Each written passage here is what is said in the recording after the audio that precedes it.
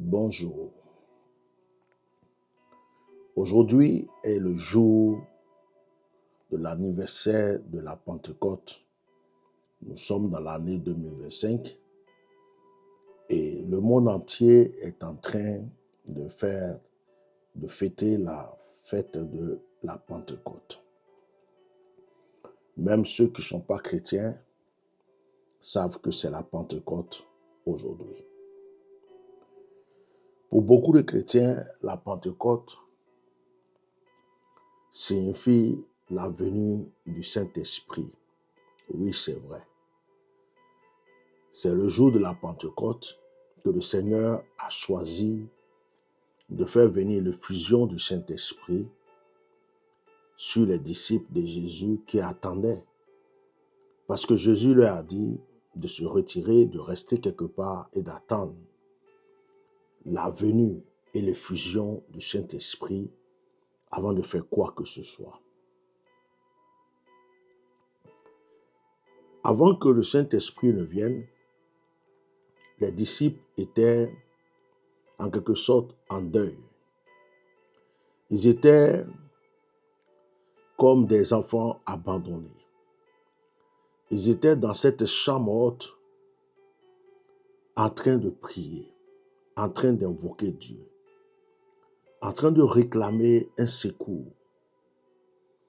Parce que après la mort de Jésus, ils étaient aussi recherchés, ils étaient combattus, ils étaient incompris. Mais leur Seigneur Jésus venait d'être tué, venait de ressusciter et venait de monter au ciel.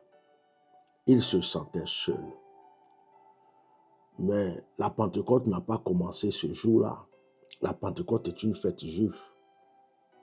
C'était une fête de partage. C'était une fête dans laquelle les voisins se faisaient des cadeaux. Les gens faisaient des dons aux pauvres, aux voisins, aux orphelins. Donc la Pentecôte, c'est un jour de partage. Alors, je vous souhaite pour commencer, bonne fête de Pentecôte à tous. Moi, j'étais en mission en Afrique parce que je suis en train de travailler pour mon camp de prière dans une région de l'Afrique, dont je vais vous révéler bientôt. Nous sommes vraiment en train de travailler. Le groupe musical est en place. Le terrain du camp de prière est pris.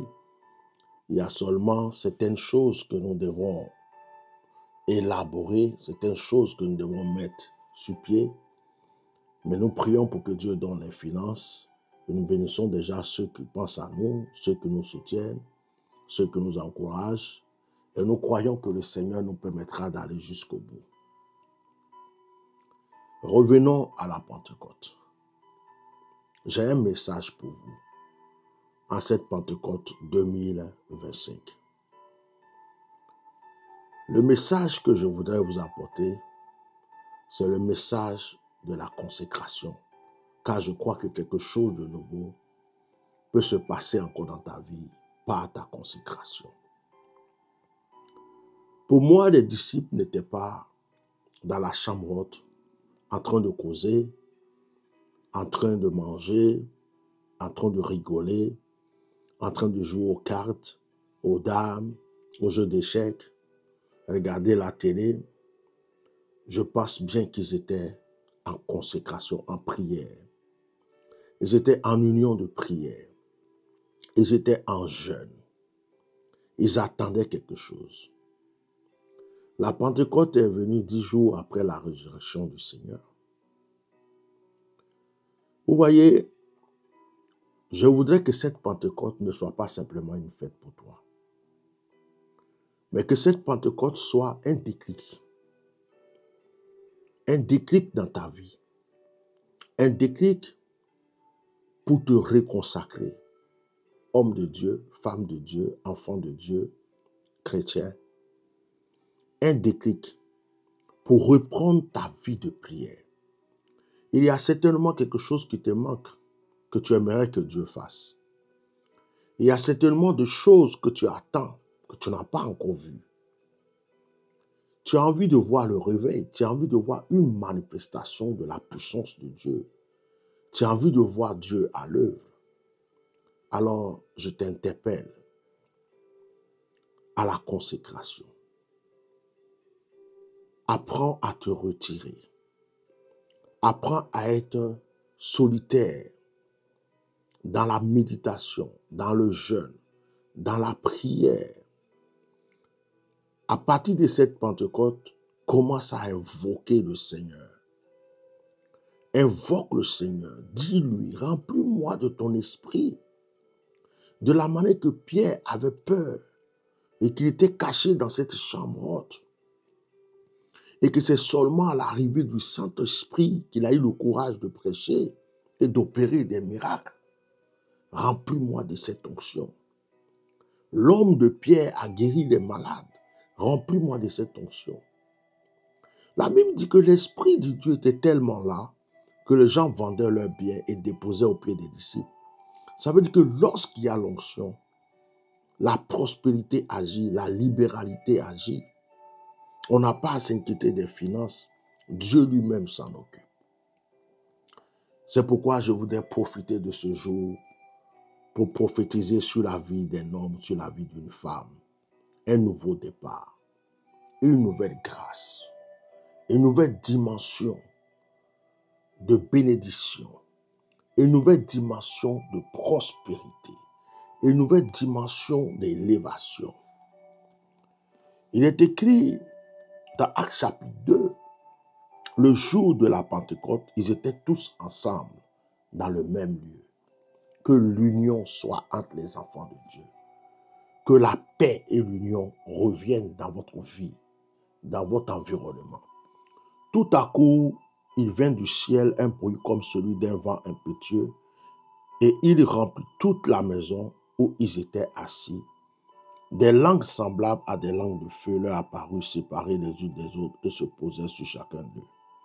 Et ils furent tous remplis du Saint-Esprit et se mirent à parler en d'autres langues selon que l'Esprit leur donnait de s'exprimer. Dans cette union, la Bible dit tout à coup, que ce tout à coup s'accomplisse dans ta vie. Que ce tout à coup agisse dans ta vie. Que Dieu te surprenne à partir d'aujourd'hui avec une nouvelle grâce, une nouvelle onction, une nouvelle bénédiction. La Bible dit tout à coup, c'est-à-dire au moment où il ne s'attendait pas, c'est arrivé. Que cela se passe dans ta vie. Qu'est-ce que tu veux que le Seigneur fasse? Qu'il le fasse maintenant. Que ça te surprenne à ton réveil. Que ça te surprenne au moment où tu ne t'entends pas. Et la Bible dit, il y a eu un bruit. Je prophétise que ta bénédiction fasse un bruit. Ton élévation fasse un bruit. Je prophétise que ton miracle soit un témoignage et fasse un bruit. Et la Bible dit, il y a eu des langues de feu. C'est des langues, la langue, mais c'est en feu. Que ta langue désormais soit en feu. Afin que tu ne parles plus le langage de la pauvreté. Que tu ne parles plus le langage des malades. Que tu ne parles plus le langage des désespérés. Et que tu ne parles plus le langage de ceux qui souffrent. Mais que tu parles le langage de ceux qui ont la victoire. De ceux qui sont bénis. De ceux qui sont élevés. De ceux qui sont prospères. Et de ceux qui vivent dans la foi. Que cette fête de Pentecôte soit une grâce et une bénédiction pour chacun de vous. Le Seigneur a dit, vous recevrez une puissance de Saint-Esprit survenant sur vous, vous serez mes témoins. Recevrez la puissance du Saint-Esprit pour être des vrais témoins spirituellement, financièrement, matériellement.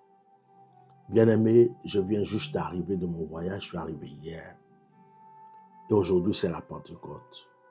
J'aimerais que ce soit un nouveau départ pour nous tous et que nous puissions commencer à contempler la gloire de Dieu. Shalom, shalom, shalom. Union en prière. Bénissons-nous les uns les autres et que le Seigneur continue de nous étonner au nom de Jésus. Amen.